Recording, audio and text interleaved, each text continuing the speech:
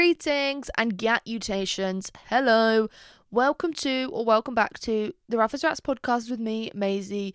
Still me, okay? You can't get rid of me, but I do feel as if I need a full body MOT because every so often, like, something will feel a little bit sensitive, a little bit sore, and I'm like, ooh, the machine is slowly breaking down. Is it not? Is it not? And then I just thought maybe if I had like a full sort of like body scan, MRI scan, CAT scan, whatever 3-letter word scan there is even to have, maybe I'd feel better. But then I don't know. I don't know. Anyway, that aside, hi, welcome back. Addressing the elephant in the room as per usual. It is not Halloween anymore. That is why I have crossed out the pumpkin on the wall. Pumpkin! Because it's no longer Halloween. It is now the 4th of November. Tomorrow is bonfire night. Boo! I hate bonfire night. That shit sucks. Anyway, the actual elephant in the room that I was going to discuss is the fact that I'm not wearing any makeup. Well, yes, okay? This is something kind of new for me because I used to be like an avid makeup wearer to the point where I wouldn't go out in public if I knew, like, what? If I knew there was going to be someone there, of course there's going to be at least one person in public, right? If I was going out with friends or when I used to go out to college, I wouldn't wear no makeup ever. If I didn't have time to do my makeup in the morning, I just wouldn't go in to college. Like, that's how nuts I was because I was so scared of how I looked without makeup because I don't look the best. I don't think I look the worst, but I don't nowhere near the best. So I used to just not go into college. I'd be like, oh, I'm not going in. You can't make me. This is ridiculous. Like, I am prioritizing my physical appearance over my education, but like there are worse things I could do and whatnot. Anyway, so I don't know what happened. Maybe it was earlier this year. I kind of just got so bored of having to wake up like an hour early to do my makeup. To be fair, I got my makeup routine down to about half an hour, but it really does depend on my eyeliner. Because one eye will be talking like, yas, everyone yased, the flick is there, the bean flicked, the other eye demented, the other eye not even from round here, she doesn't even go to another school, she's homeschooled, she's gentle parented but not in a good way. That's how my eyeliner would look. So sometimes it really fucks it, and like I could go through like 12 cotton buds trying to fix it, and then it's like, when do you admit defeat at that point? Do you know what I mean? But then I started wearing no makeup to work at my last job, and I was like, oh, it's fine. Like, who actually gives a fuck? Like, I've got a suitor, I've got a mate, you know, I don't need to worry about finding someone. Like, it doesn't matter to me. I don't care what people think I look like. And then I would put makeup on as like a little treat. And then when you do that, after you go a prolonged period of not wearing makeup, people go, wow, you look great today when you wear makeup. And you think, fuck, this is why I used to wear makeup every day. Because otherwise people were like, oh, especially because I pick my skin so badly. Anyway, so like I am Liberation Station. Like, I love wearing no makeup now. Another reason for that as well is because I hate wearing it now. I just feel as if my skin hates makeup. Like, my face hates it. I have spoken commonly. I never know what I'm saying. I've spoken frequently. I've spoken in the past about how I don't believe that setting spray and primer are real. I think they're a myth. I think they're just something to play on. Why are my parents shouting? It's actually as if every time I get this microphone out, they're like, what can we fucking hoot and holler about? What are you shouting at? Probably the bloody dogs. Anyway, too much spit in my mouth. Let me have a moment to breathe. So, I used to love wearing makeup. Well, not even love wearing makeup, because it does just feel like you can't scratch and you can't rub. There's something there. And then earlier this year, my skin just hates it. Like, my makeup will separate. You know, what separates? apart from like a bad marriage. But like what separates, like ingredients, you know, when they separate and you're like, don't do that, like work together. No, my skin hates the feeling of wearing makeup, which I do too. But now I've noticed that my skin gets like really dry patches and my makeup will cling to the dry patches, and then I'll look in the mirror after like a day of wearing makeup and I'm like, you may as well have not worn makeup because you look so butt fucking ugly right now. That is disturbing. And don't even say to me you're using the wrong products. Don't even say it, because I'm not. Because I went out and I bought expensive products.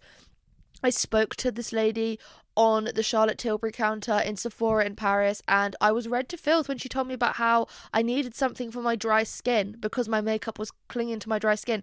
I bought that. I have a whole skincare regime before the makeup even goes on. Then I put a fucking primer on. I bought the two that were apparently the best ones, the NYX Glue Primer and the Oui Cherie. I bought the French primer. Doesn't work. I bought the setting spray from L'Oreal. Doesn't work. My skin, unless it is just my skin or I am doing something like colossally wrong, my skin hates makeup. So that's why I've kind of not worn makeup as much as I can. Like the only time I'll wear makeup is if I really feel like I should. Like really, really feel like I should. Otherwise, it's not happening. But I can't, like I can get on the no makeup. I can't get on wearing my glasses online. I'm sorry, like I'll wear them in my vlogs, but I will not wear, like I sat down and I was like, I'm not going to put contact lenses in. I'm just going to sit here with you and I'm going to put my glasses on. I put my fucking glasses on. I was like, you are a hideous beast. You are not a fantastic beast, but I do know where to find you. Sat right here looking ugly. You, like, no. So I had to put contact lenses in. So it's not that much, like, on Liberation Station. But we're kind of there. I've not had this much spit in my mouth all day. So riddle me why there's so much in there now. It's because I get so stressed talking, that because I know that I'm going to say something wrong and then I get embarrassed, because I just feel like if you hear me talk and that's all you know about me, like, is the way I talk. So I've got an itchy fucking palm. This happens all the time as well. You'll just be like, she is thick as shit, right? Like, you'll just think she's so dumb. But I'm not that dumb. Like, I'm not the smartest you'll ever meet, but fucking hell, I never claimed to be. But I get so annoyed at my dialect. Fucking hell, that was a big word for me. Because it's just declined so much. Like, I've spoken about this, but it really has declined. And this kind of ties into something I wanted to speak about. I'm wearing a top that says probably late for something, which I think I spoke about this in my last podcast, but I can't remember fully. God, I'm a little bit cold. But I spoke about people getting like super mad at oh my fuck. Go over my shoulder, you stupid fuck. Sorry, I'm talking to the blanket, not you. But now my hand's cold. How do I hold the microphone without anyway, what was I saying? Oh, I think I spoke about how being late obviously is always tied to being like disrespectful or rude or lazy. And whenever I see comments like that, I'm like, oh, I'm deep within enemy territory, because I do understand friends that just like don't give a fuck and they're just not being conscious of other people's time and just like openly disrespecting it. But when I'm running late, genuinely, hand on my heart, my big fat juicy heart, I just don't have a good sense of time, and I don't have like I have a sense of urgency, but only when it's like minutes away from being like urgent that I need to leave or something.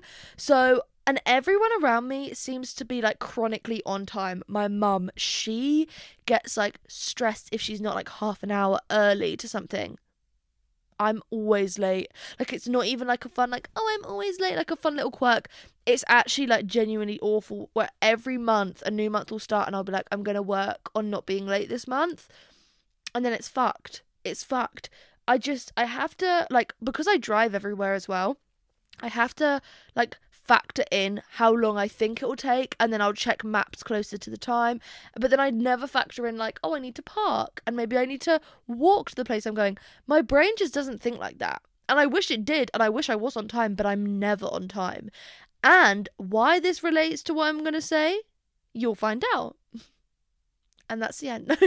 I got a call the other day. Okay, don't even piss me off. I got a call from a no caller ID. Here's a fun fact. If you're going to call me, don't, because I won't answer. I hate talking on the phone. I don't just hate talking on the phone. I hate voice memos. Hate them. Hate them. You have more of a chance of starting a podcast and telling me what you wanted to tell me in that and me hearing that than me listening to a voice memo. I hate them. I will send a Snapchat video because I am obviously still 16 years old using Snapchat, but I will only use that if I really need to like explain something. If I can't explain it like by typing it because I'm lazy. I hate voice memos. I hate calling on the phone. So if you call me on the phone, I'm not going to answer. So I got a call the other day when I was in Iceland. It was a week ago today, actually. I got a no caller ID call and I was like, who the fuck is this? Like, I'm not answering it. I'm not falling for it. But then I was like, maybe I should answer it. So I answered it and someone said, hello, is this Maisie Fuller? And I was thinking, it's a crazy fan. Whatever. Hung up. Then I got a call on Friday on Halloween Day. I was with Michael and his family.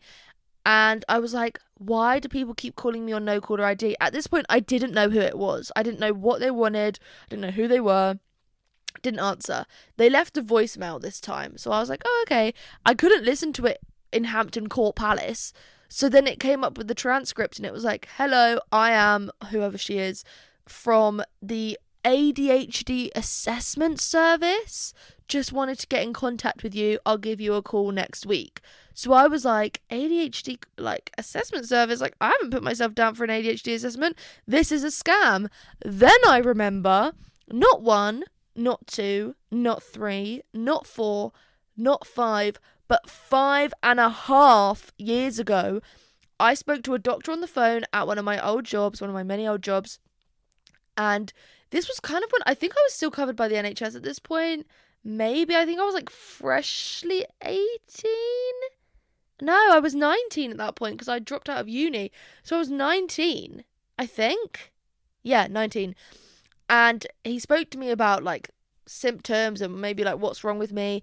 And at the end, he was like, okay, do you know why I've asked you all these questions? Because he asked me the most random questions. He was like, how do you feel when you like watch a TV show and you get you see a character that you like? Do you get overly attached to it? Do you struggle to like time keep? Do you struggle to do this? Do you struggle to do that? And at the end, he was like, do you know why I asked you these questions? And I literally went, you think I'm autistic? And he went, close. He was like, I think you have ADHD. And I was like, okay, lit. And he was like, I can put you on a waiting list to have an assessment. And I was like, okay. Did not think a thing of it because I knew, because I had cams, I know ball. I knew that shit was going to take so long. So I genuinely think I forgot the minute he said it, which makes sense as well because I forget fucking everything. Like my dad today went, can you ask mum how many loaves of white bread we have? I literally just an hour later, I was like, fuck, I didn't ask my mum that. And I still haven't. So who fucking knows how many loaves of bread? Still the love of bread. You know, I have no idea. Anyway, so I was like, oh, 5.5 years later, I'm hearing from them and they're telling me you have an ADHD assessment. Like, we need to talk to you again. So then I was like, okay, this week I'm going to be on it. My phone is always on silent. This is another thing. If I lose my phone and someone's like, call it, I'm like, there's no point. There's no point. That's not going to help. It's on silent. And then someone was like, what's the point in having a phone if it's on silent? And I was like, why would a phone ever always be on loudspeaker? I'm in the cinema 90% of the time. Like, don't piss me off. So, and I used to be like a real do not disturb fiend, but I only have that now for like my bedtime hours. Because I love waking up in the morning and being like, I wonder what happened at night. And it'll be like, £30 taken by Specsavers, $6.99 taken by Netflix. You are approaching close to your limit. Think about an overdraft option now. And I'm like, fucking hell, I wish I never woke up. Anyway, so 5.5 years later, yeah, they call me. So this week I'm like, oh, well, I'll leave my phone on loudspeaker. Last yesterday, I went out to London. Oh my God, it was so fun. Me and Lara went out because it was Lara's birthday. If you don't know who Lara is, she's my best friend. Hey, she's my best friend. It was her birthday on Sunday and I planned us a fun day in London yesterday. We went out for a mooch, then we went to karaoke, then we went for an early dinner, home early. Literal bliss. That is what dreams are made of. But I said to her, I was like, if I get a call, I'm not being rude if I answer it. It's because like I need to try and sort out when this assessment's going to be. They call, it doesn't even ring for a second. doesn't even ring for a second. And then I get another answer phone. Hey, it's the same girl. And I'm like, I feel bad because maybe she thinks I'm ignoring her, but also like, if I did have a job, which I obviously don't, but if I did have a job, they always call between like 1 and 4. So that's like kind of a bit of a weird hour if you have a job, which I don't, so I shouldn't complain about it. But then also, I guess like they're not going to call on the weekend if they're not working. I don't know. But the point is, I now have been told about this ADHD assessment, and that's something that I need to like plan and like book in, I guess. I don't really know. It would be great to know if that is what's wrong with me, and maybe, oh my god, if they offered medication, you best believe I'd take it so quickly, because my attention span is so bad. Like, it's nothing to be proud of, nothing to feel like good about myself for. Like, it's so annoying and it's like debilitating. And I think back to like when I was younger, and that I did show signs of it when I was younger, but like obviously I never knew, because to me ADHD was just what boys had when they were annoying. No, that was just them being boys, not because they had ADHD. Like, it's something that I never even thought about until this guy who I spoke to on the phone years ago was like, oh, girls mask it better than boys because they just like, they're trying to be polite or whatever. And like boys, they just act out. And I was like, oh, makes sense. So he was like, so many women go undiagnosed for a lot of their life because they're just trying to like appease other people. Is that the word? I don't know. So I was like, oh, okay, makes sense. But when I was younger, I really had trouble not just focusing, but like just doing tasks, like really random tasks. So I was thinking about it the other day. When I was younger, when I would get out of the bath or the shower, it would take me at least 20 to 25 minutes to get up off of my bed and get dressed. I would sit on my bed in my towel and I would just like stare at the floor, or I would just do something else, and I would be so like in that zone that I would not be able to get dressed. And then another thing that I've always been really bad at is I can't listen to two people at once. If my mum's talking to me and the telly's on in the background, I'm like, you are not coming through to me. Or like when you go to a busy restaurant and there's someone really close next to you and they're talking, I'm like, I'm in their conversation. Like, there's no chance you're not getting a word in edgeways. Like, I am invested in whatever beef they've got going on. So like those are like the little ones. Obviously my timekeeping as well. And then I think, well, I told Michael about this and he was like, maybe it is autism. Michael does think I have autism because, and I was like, okay, what's your case for this? Like, I want to know why you think that. He thinks it because, and this is valid because it like directly affects him, but when I have an idea of something that's going on in my head, so like I'll have a plan to do something, if that plan even remotely changes from what I think it's going to be and how it's going to look, I can't cope. I do just shut down, and then I become so angry, like scary levels of angry, irritable, frustrated. Like, you choose the word, that is what I become, and I just can't. I hate change. I hate change. I hate surprises. I hate not knowing. I hate not being in control of a situation. And another thing that I'm really good at doing is we'll make a plan, or I'll make a plan for what we're going to do, and then I just refuse to tell Michael. I don't know why. I just do. I'm like, oh, I'm not going to tell you. And then he doesn't know what's going on. And then when it goes wrong or something changes, he can't try and like rectify it because he doesn't know. And then I get so angry. But that's just like my own problem. So he thinks maybe that's got something to do with it. I'm also a really fussy eater. I don't like trying new things. I hate textures. I am pretty good socially, but a lot of the time I'm overcompensating because I am very anxious about meeting new people. Oh my god, I need to cough. Wait. Pardon. So there's that as well. I'm also probably one of the most paranoid people you'll ever meet. And I know people say that all the time, being like, I am the biggest this you'll ever meet. And I'm like, shut up. Yeah, like, fat chance. Genuinely, I am so paranoid. I always think that people hate me. I always think people are talking about me. And I'm just like, I don't know how to like sort that as well. Another thing as well is I get anxious, obviously, when I talk, because I'm so worried about like how I come across and how I sound. But also something that really freaks me out. I was thinking about this earlier because last time I spoke in my last episode about getting arrested and going to prison and it being like my worst nightmare, I was thinking today how I always worry about how I don't sound convincing or like sincere. So if I thank someone for something, I'm always like, oh, I doesn't sound very sincere because my voice just sounds the same as normal. But if I said to someone that I liked something or that I wanted to do something, sometimes I'm worried. I'm like, what if they think I'm just lying to like please them? But the only way like they'll know, well, they can't. They can't know for sure. Like, the only person that knows for sure what you're saying is you. So it's like this whole thing of your word against theirs. And today I was just freaking out about it. I was like, if I said to someone, oh, yeah, I'd love to do that, and then they thought, oh, I think she's lying, I can't prove to them that I'm not lying. I can try and assure them, but they don't have to believe me. And that's something I do. I'll meet someone and then someone will be like, oh, she really liked you. And I'll be like, no, she didn't. And you can't convince me that she did because I'm so paranoid. But anyway, that's that. Like, that is my little catch up about maybe getting a diagnosis about what's wrong with me.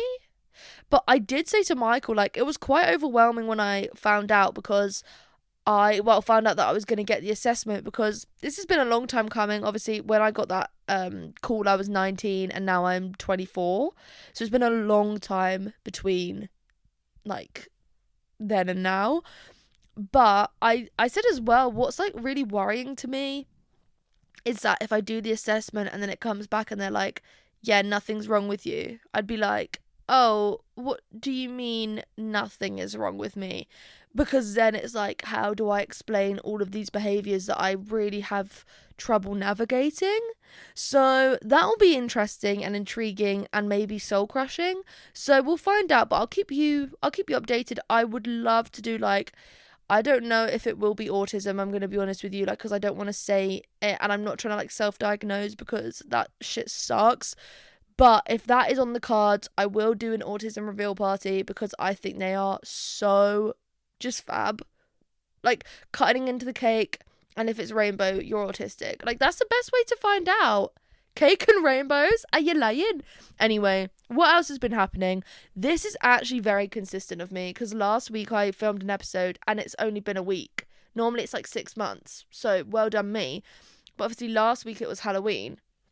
It's been Halloween. I don't have the words to tell you about my Halloween. Okay, actually, I do. I'm going to tell them to you, but they might not be the right ones because, you know.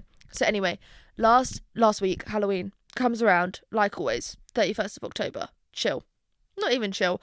I'm anxious because we're going out all day with Michael's family, which will be nice, and it was lovely. And then we're going straight to Brighton to Michael's house for a party. It starts at 7. We are running late. We are going to get there at like 6.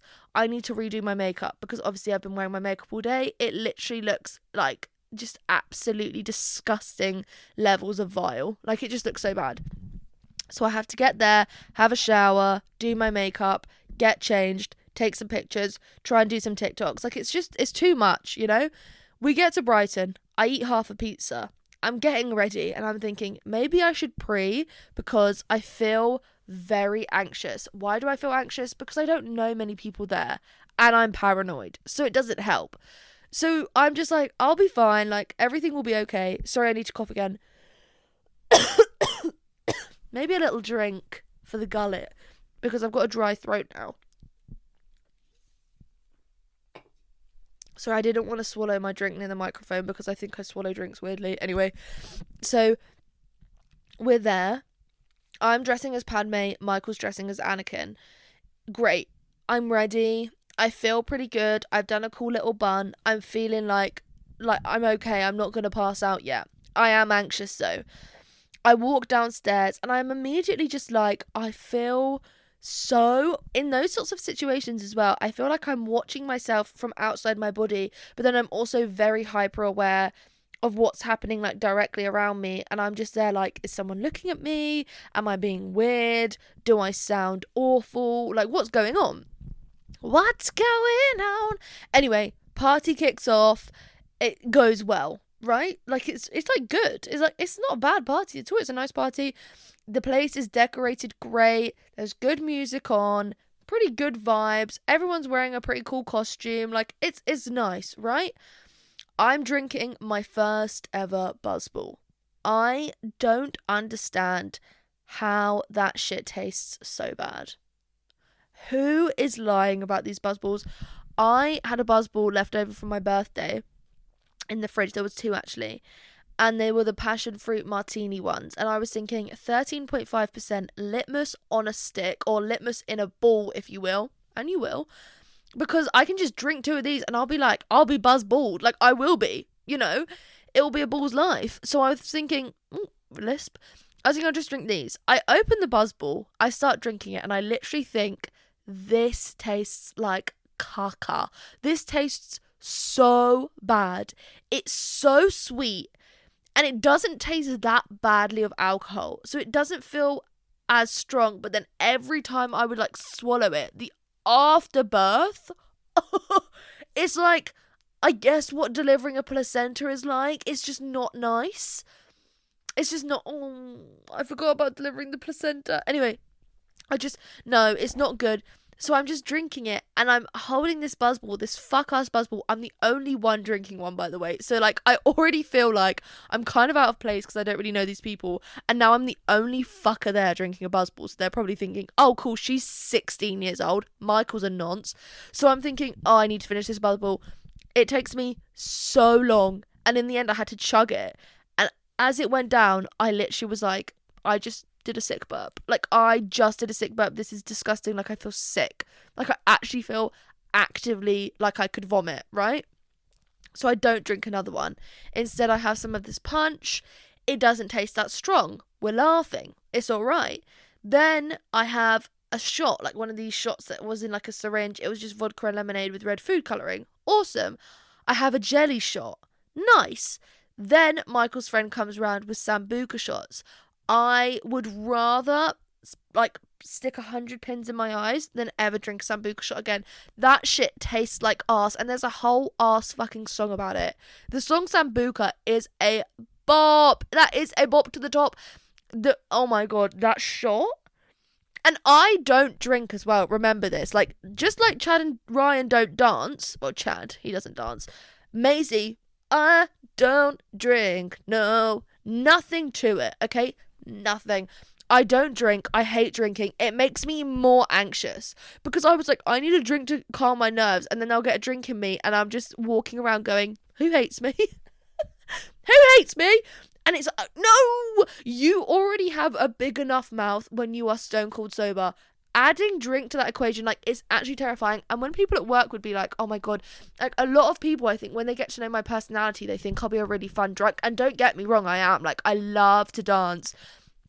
Love to dance. Love going out. Love having fun. Love being silly. Like, let's take a silly one, everyone.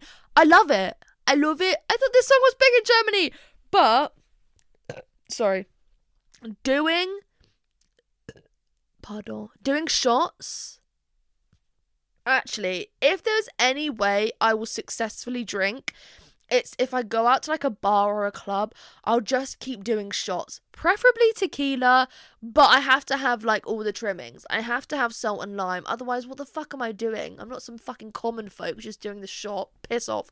You know what I mean? So I was there taking shots. Don't know who I thought I was. Like, you want some shots for the girls? Damn, I got some. Who's got a phone? You know, God, I have got a song for everything, haven't I?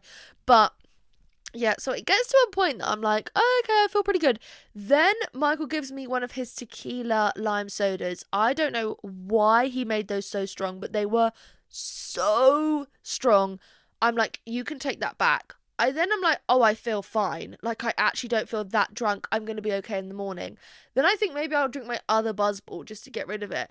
And then it gets to around like 11.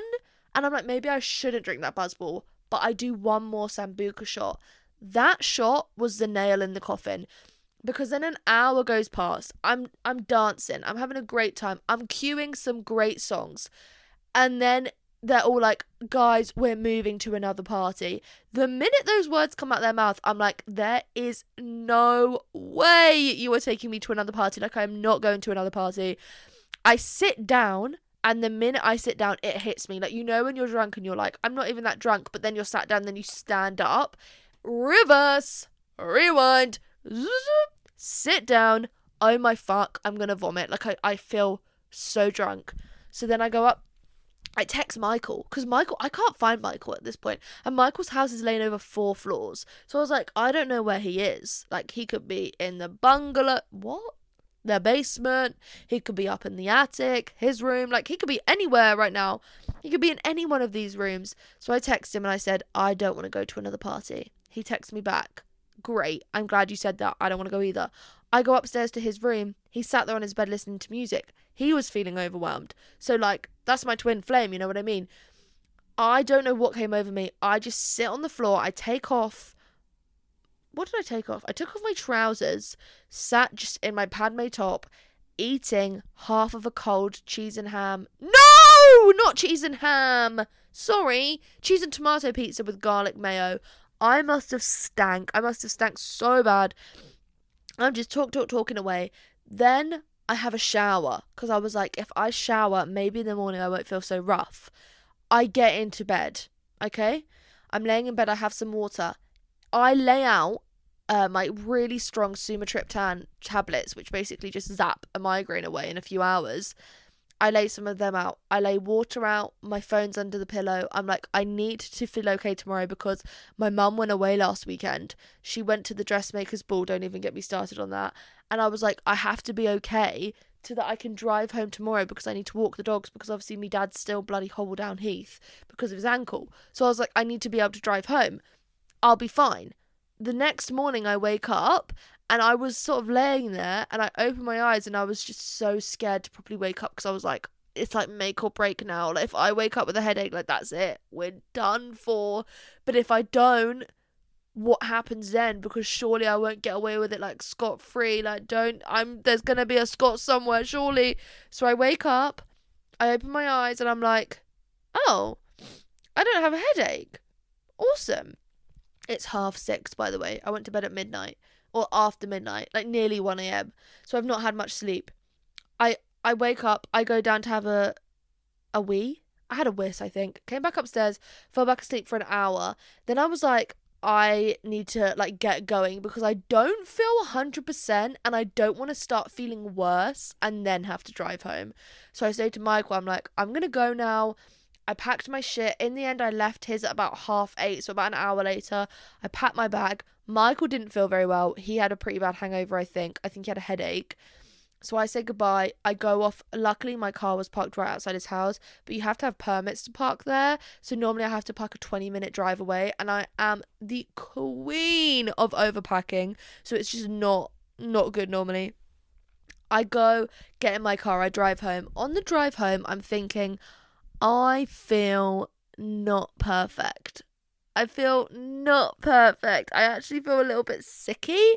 I feel a bit sick, but not in like I'm gonna throw up. I just kind of feel nauseous, right?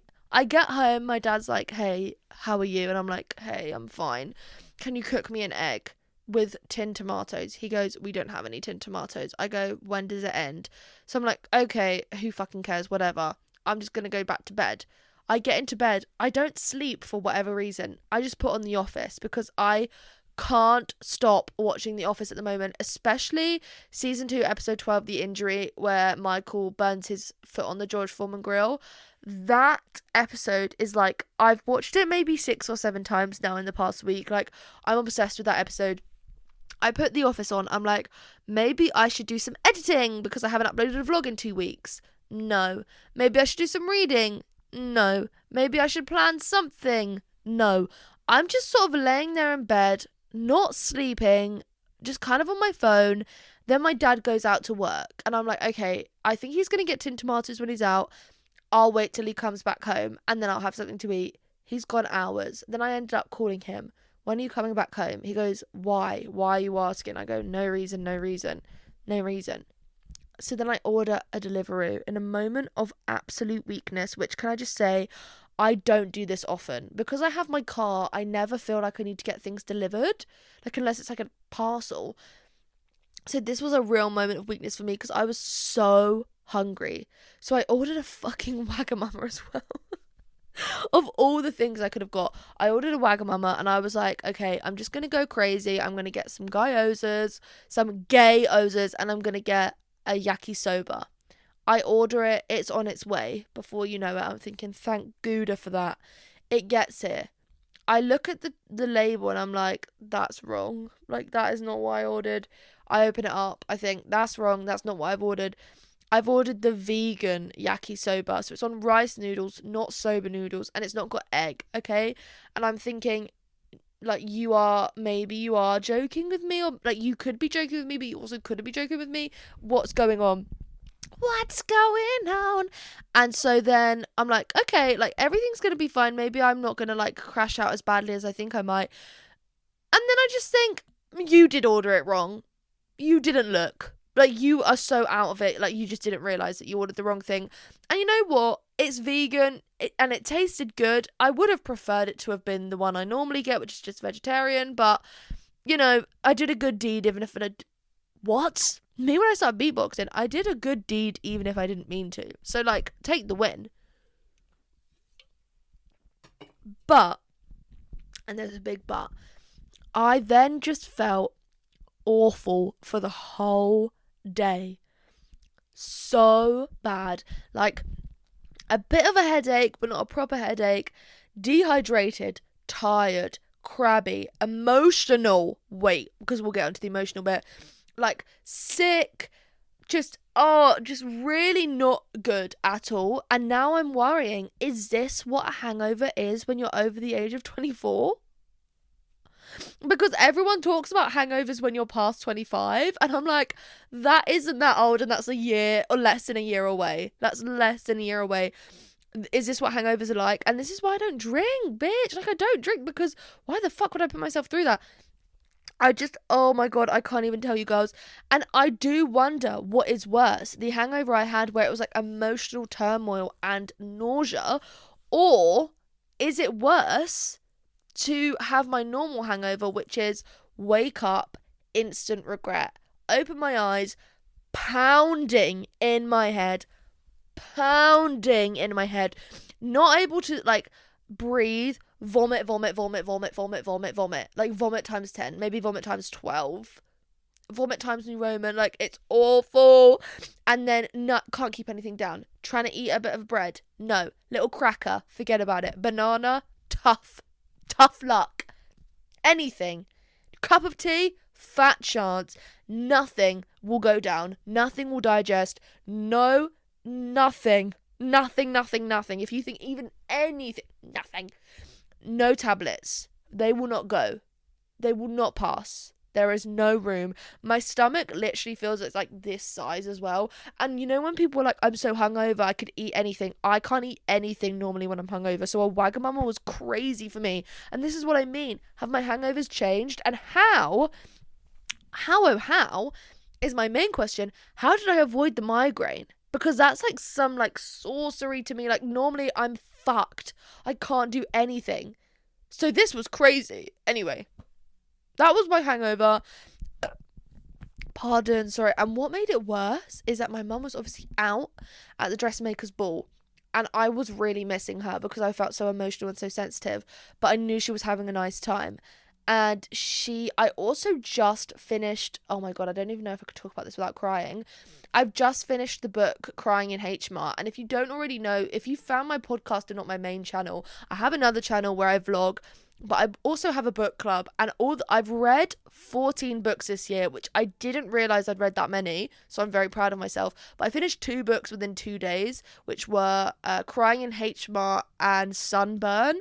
Both great books, and there are book club episodes coming on them, so if you want to watch the ones I've already done, you can. But that book is my favourite book I've read this year. If you haven't read it, like, you should.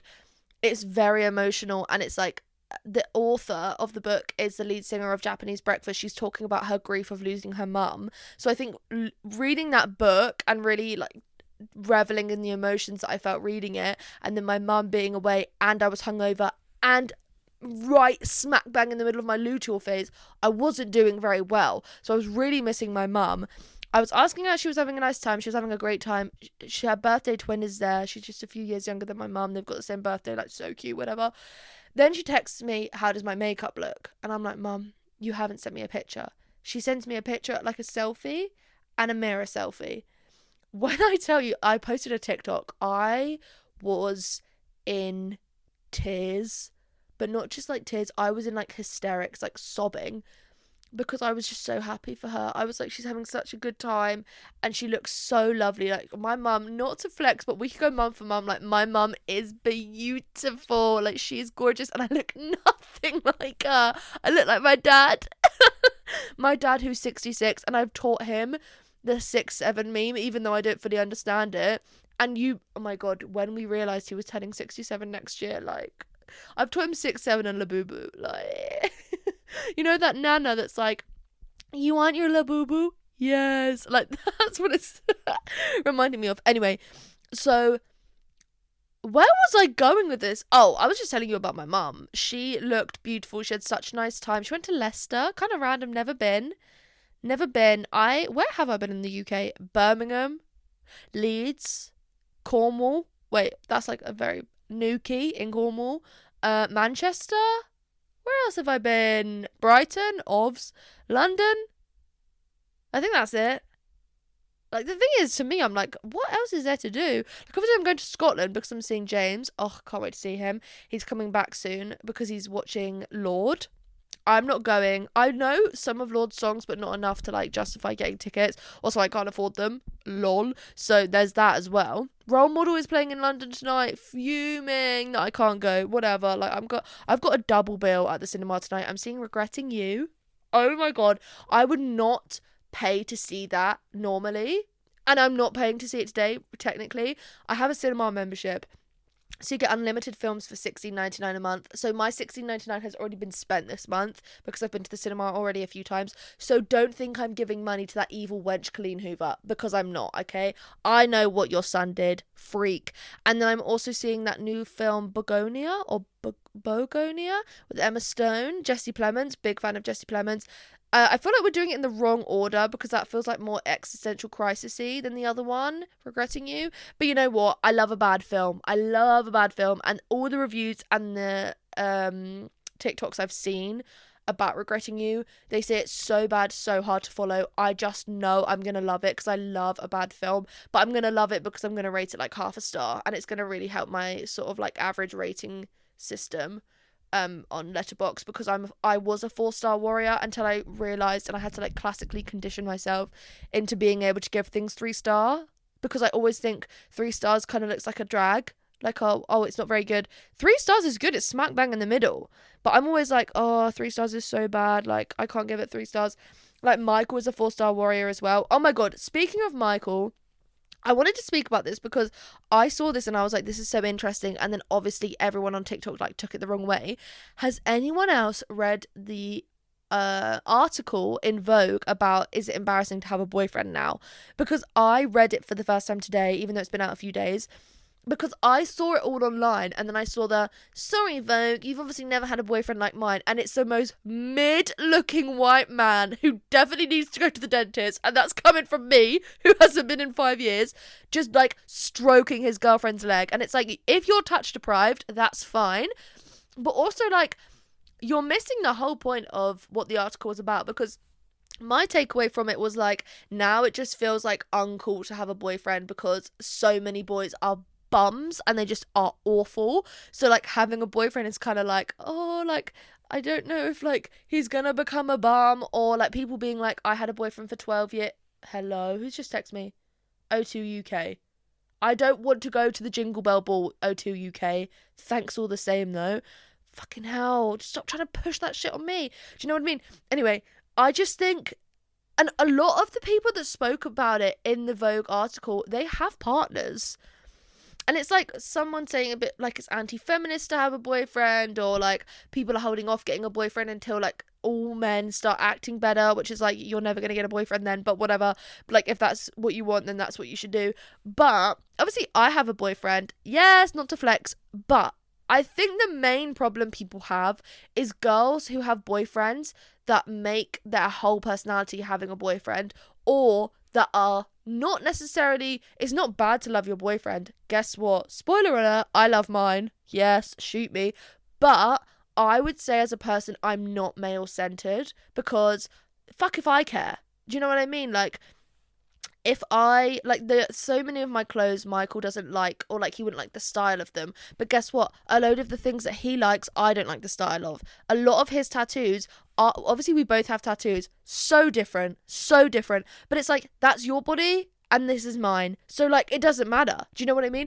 And I would love to think that other people think the same of me, because if someone called me male-centered, I think that's being worse than being called ugly. I'd be like, you don't mean that, do you? You don't mean it. Like, I just, no. If being called male-centered, oh, that's awful. And also, this is going to sound big-headed, but it's kind of meant to. With a personality like mine, being in a relationship and having a boyfriend should be the very last thing that's interesting about me. Like, that should be the least interesting thing about you. If you have a boyfriend and that's your whole personality and that's what people find interesting about you, then, oh, spoiler alert, they don't find it interesting. But also, that's sad. Like, you should be your own person before you bring anyone else into the equation. And I just thought it was kind of fun. Like, it's kind of fun to dish on the boys. Like, you stink, you know? I thought it was like a fun article, and like, her point is being proven every time someone makes one of those dumb ass videos being like, and it'll be like, what was I made for in the background? And it's like, that is from Barbie. That is our song. Stop making it about your dumb ass rat boyfriend. Like, fuck off. Fuck off. I'll post a soppy video of Michael every so often, but if I ever became like a couple channel, take me out the back or fly me somewhere where guns are legal, boo, and shoot me, and then make guns illegal after. And if guns are illegal by the time that happens, then fly me to Switzerland, one-way flight, and euthanize me, because I don't need to be a couple's channel. Also, it's kind of great that Michael is the way he is, apart because, like, obviously I love that about him. I love who he is.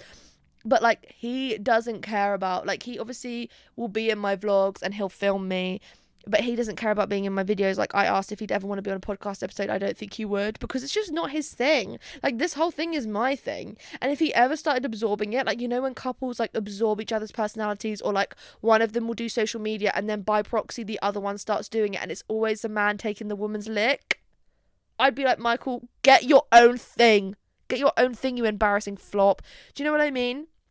But I just thought it was quite an interesting article, and the woman that wrote it, I was like, you kind of snap with that. Like, it was a really enjoyable article to read as well, and I would recommend that you do if you haven't, and let me know what you think, because I'm always intrigued, because some people's takes just get so convoluted. I'm like, where the fuck did you find that? Did you pull that out of your ass? Do you know what I mean? I don't, oh, I feel like I touched something I shouldn't have. Me all the time. I'm always doing some shit I shouldn't. Fucking O2, don't start on me again, bitch. There was other things I wanted to speak about. Oh my god, there's so many things on it. Will I ever move out? No. Oh, I was listening to Panic at the Disco the other day, and then I was watching the Upstairs Neighbours podcast, and they were saying about how Benson Boone, his mystical magical song, sounds kind of like something that Panic at the Disco would sing, and I was so obsessed with Panic at the Disco growing up. I know that he's a flop of a person. I don't know why, but I do know that he is. But the album Death of a Bachelor changed my life, and I was kind of like a closeted, like, try hard wannabe emo, but I never had like the swoop fringe, and I never was going to like the concerts or anything because I was too scared and too anxious, and I probably wasn't allowed to go. But I was wearing like fishnets under my jeans, and I was wearing Metallica tops, and I was being asked by the fucking ugliest guy that you've ever seen, who literally looks like he had spaghetti spilt all over his face. Yes, I mean that derogatory, because, well, I shouldn't have said that, but still, being like, what are your 5 favourite songs by Metallica? And I'd be like, how about SMD? Suck my D word. Like, shut up. That, I don't know where that fucking where that even came from. I was in the cinema. I think it was because I was listening to Stop There and Let Me Correct It. I wanna live a life through a new perspective. Was that good? No. But, oh my god, the videos of me and Lara at karaoke yesterday, oh my god, that's haunting me. No one has sang Defying Gravity like that, and I hope no one ever does again. Anyway, I was sat in the cinema and I was thinking, oh my god, Panic at the Disco.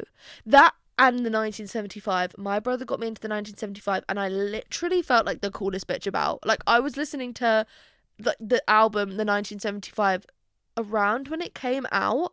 And I was like, I'm so cool. Like, I'm listening to this song called Chocolate, and they've written it. They've written it about a dairy milk bar, and then I later found out it was about heroin, and I was like, you what?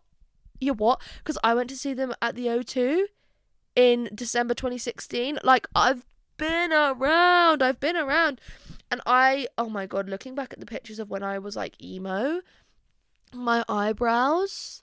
Oh my god, they could have housed a few people. That's how thick they were. That is how thick they were.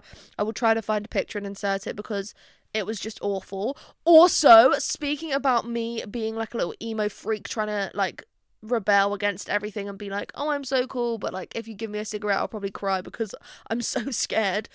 When there was a hair in my mouth. When I was growing up, I've spoken about this many times before, but Evan Peters was my cover photo on Facebook because I was obsessed with him. Like, he was one of my debilitating crushes that I was like, I can't comprehend him being with someone that isn't me at the ripe age of 14 years old. This first season of American Horror Story it went triple platinum in this house, the same way that Death of a Bachelor, that album, went triple platinum in this house. Me and my brother listening to that in his Citroen, what was it? Citroen Saxo. Oh my god. Like, you know what I mean? Do you know what I mean? Did you listen to Death of a Bachelor in your brother's Citroen Saxo? Is he also type 1 diabetic? Anyway, oh my god, that show. I rewatched it recently and I was like, still hits because I love Jessica Lange. I love her. Sorry, that sounded really bad. I think I'm getting congested. Oh, when did it end? But then someone was like, oh my god, OG cast coming back for season 13 of American Horror Story. And I was like, don't piss me off because I know you're lying. I don't believe a word anyone says on TikTok. Then I go to American Horror Story's Instagram and it's confirmed. And Jessica Lange is coming back. After she said she'd never do it again, she's coming back for season 13. Thank you, God. And one of my mum's best friends from school, Auntie Louise, she messaged me about it and she was like, love this. He's a god. I was like, yes! Real recognizes real. I am so excited. Only 1 year to go until it comes out. 1 year to go. Something that's coming up soon, though, that I was saying last year. I was like, oh, only a year till Wicked 2. Wicked 2 comes out in a few weeks. Me and Lara are doing a double bill the day before it comes out. Oh, I literally feel so elite. Like, oh my god, I'm so excited. 5 hours and 40 minutes of film with only a 13-minute break in between. Now that is what I call music. I'm so excited. What else did I put in here? Having a boyfriend is embarrassing. What? American Horror Story coming back. Panic at the Disco phase. Pineapple on Pizza.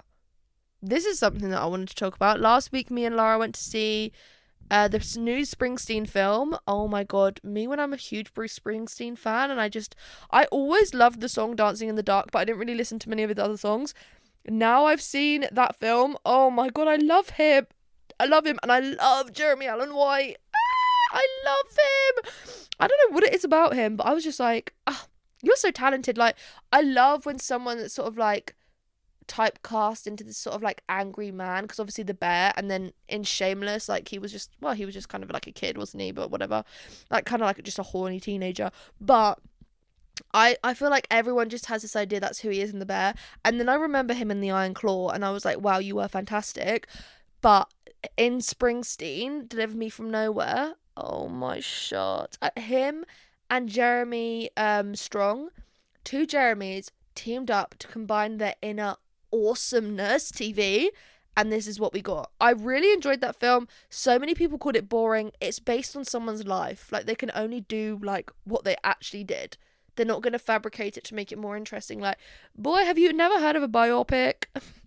Boy, have you lost your mind, because I'll sure help you find it. You know what I mean? But we got... And then we went to see Frankenstein, the new Frankenstein, which I really wanted to like it because the director said fuck AI and he speaks about how much he hates AI.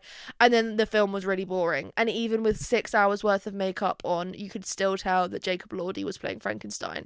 It's them damn eyes. Like, he is handsome, but I got a pizza from the cinema, which I've never done before because I was like, I'm going to have to eat something.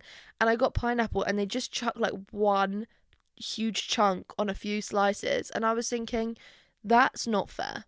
I want more pineapple than that. But also, who doesn't like this delicacy? I'm sorry, but who doesn't like pineapple on pizza? Don't piss me off. I love pineapple on pizza. But then when you tell some people that, you think, oh, they'll get it, and then they're like, you're disgusting, you're a pedo. And I'm like, oh, maybe I wasn't safe. But I love pineapple on pizza. Please let me know, what do you think of pineapple on pizza? And last but not least, because I am now low-key dying for a piss and I need to eat something before I go to the cinema, I am wearing my I Heart New York pajamas that Lara got me. I can't stop crying at videos of the New York City Marathon.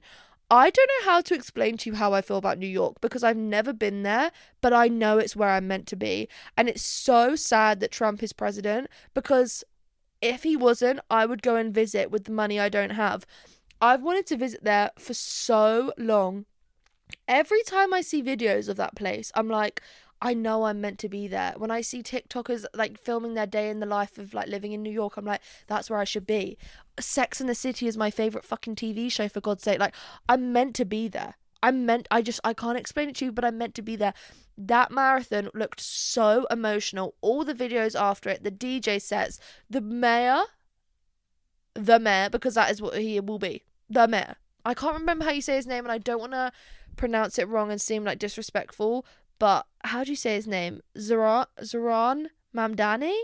Oh, I don't want to say it wrong, and I'm not saying it wrong to be rude. I'm saying it wrong because I'm illiterate and awful, but I want him to win. Like, I've seen so many other people being like me trying to vote for him even though I don't even live in America, let alone New York. People from other states wanting to vote for him. He just, oh my god, seeing his videos and the way he shut down that old pedo freak who has 3 sexual assault allegations against him. That is hope core. Let him in. And then I saw some ugly bitch today with the fucking 2 different flags, the St. George's flag and the Union Jack in her name, on TikTok, being like, New Yorkers, seriously consider before voting him in. Look at what's happening in the UK right now. And I literally commented, shut up. And then I looked on her page. She idolizes Margaret Thatcher. I was thinking, yep, that seems about right. Fork found in the fucking kitchen. Don't piss me off. Don't piss me off. The people yearn for community, and that is what New York looks like. It gives like the parade on Halloween where they were all dancing to Thriller, then everyone dancing to the theme from New York, New York by Frank Sinatra, people dancing to The Dog Days Are Over by Florence and the Machine. I was thinking, I want to be a part of it. New York, New York. Oh my god. Oh my shot. I want to go. I really want to go next year, but I'm also like scared if they check my social media, they'll just see me like constantly shitting on Donald Trump. I actually shared this to my story today. Let me find it. It says, the peace president, the White House tweeted this photo of Donald Trump, and I'm going to put it on the screen so you can see it. And it says the peace president, and someone quote tweeted it? Subtweeted it? I don't know, tweeted back saying, yeah, the 6-piece combo president, hashtag fat ass. Like, I'm sorry, he has dementia, does he not? Every time I see a video of him, I'm like, you're not with us. Like, are you a hologram? Are you AI? Surely, AI probably, because only AI could make something that evil. Anyway, I think that's it. Oh my god, 2 episodes in 2 weeks. Who am I? Read 2 books. I'm nearing 200 films on Letterboxd. It's all the 2s. 2, 4, 6, 7. Okay, bye. Right, I'm never going to talk again. I'm sorry.